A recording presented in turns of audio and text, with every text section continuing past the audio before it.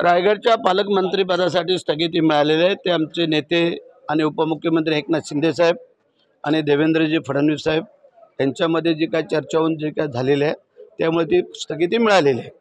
एनसीपीचे नेते म्हणतात की तोडफोड हे महाराष्ट्राची संस्कृती नाही। ते बघूया, तोडफोड आहे का तांबा पित्तळ आहे ते नंतर बघू आपण।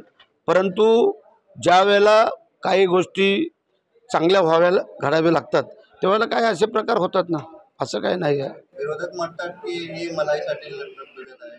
कसल्या मलाईसाठी? आता आयुष्य गेलं ना तुमचं।